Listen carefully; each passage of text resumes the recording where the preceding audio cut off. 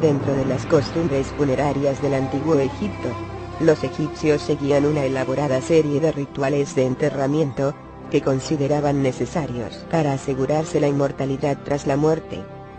Estos ritos y protocolos incluían la momificación, la pronunciación de hechizos mágicos, y la inclusión de objetos muy específicos en las tumbas, que se pensaba que serían necesarios en la otra vida. Las costumbres mortuorias utilizadas por los antiguos egipcios evolucionaron a lo largo de los años, descartándose las más antiguas y adquiriendo algunas nuevas, pero la mayoría de los elementos importantes del proceso persistieron. Aunque los detalles específicos cambiaron con el tiempo, la preparación del cuerpo, los rituales mágicos empleados, y los objetos depositados en las tumbas, eran las partes esenciales de un funeral egipcio apropiado. Mantener el cuerpo del individuo intacto, tras el fallecimiento, era necesario, para que el caos, la fuerza vital de los egipcios, tuviera un sitio donde habitar tras la muerte. Los enterramientos poco profundos en la arena caliente del desierto, muchas veces servían como momificación. Pero cuando los cuerpos se enterraban en tumbas, empezaban a descomponerse rápidamente.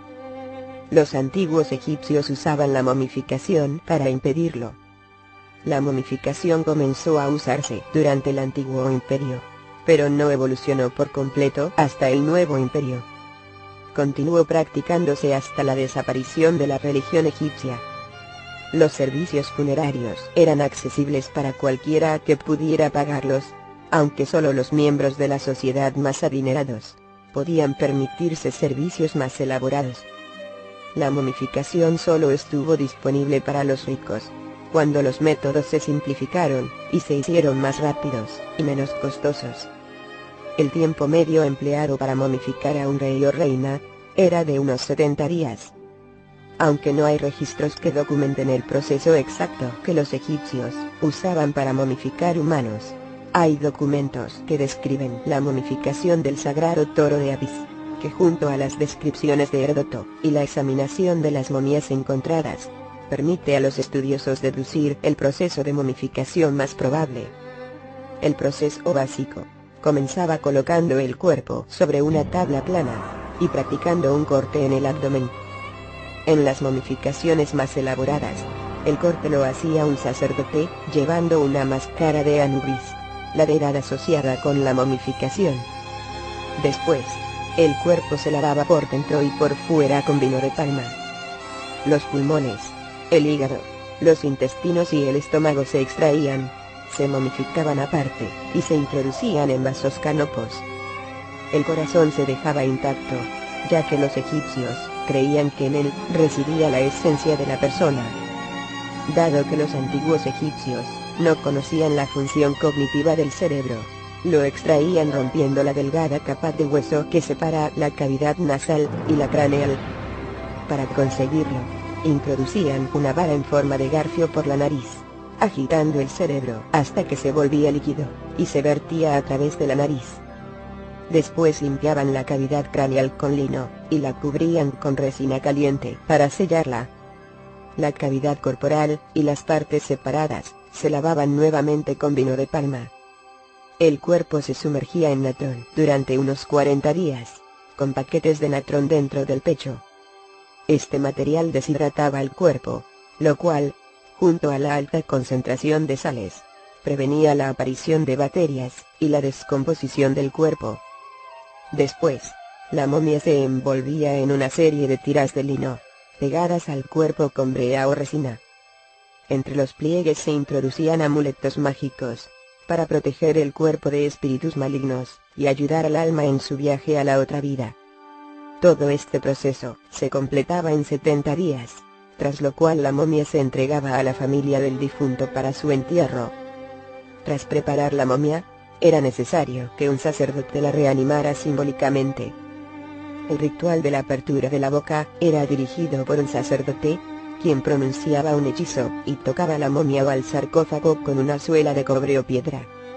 Esta ceremonia servía para asegurarse de que la momia pudiera hablar y respirar en la otra vida.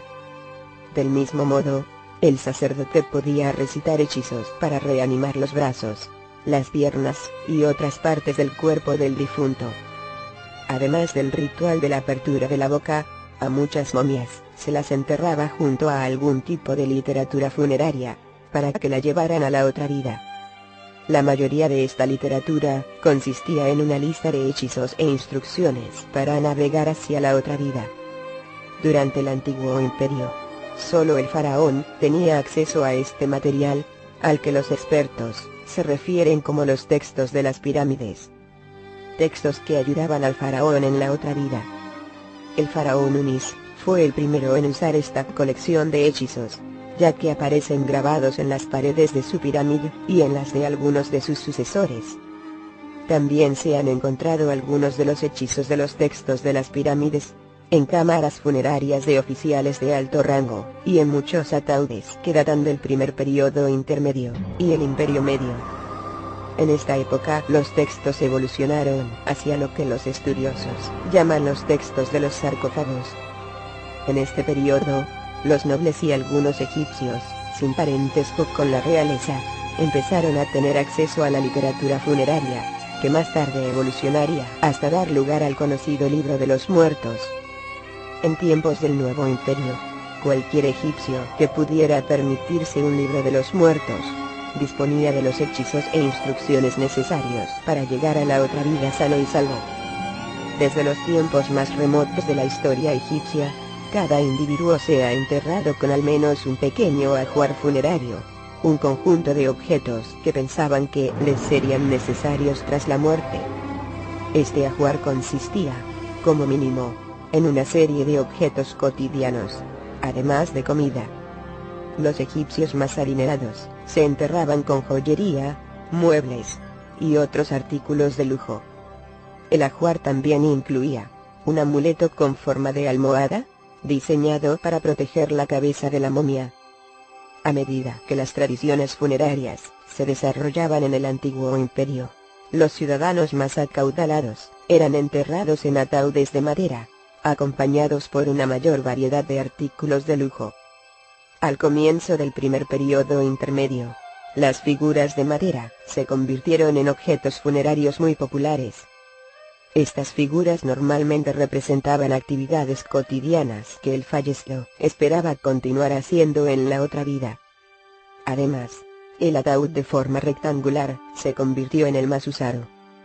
En el Imperio Nuevo, algunas de las antiguas tradiciones funerarias cambiaron. Se popularizó el ataúd de forma antropomorfa, y se empezaron a incluir en las tumbas pequeñas estatuas Suseti, que los egipcios creían que trabajarían para ellos en la otra vida. Aunque los tipos de objetos funerarios fueron cambiando a lo largo de la historia, su función de proteger a los muertos y servirles como sustento en la otra vida permaneció como un propósito común.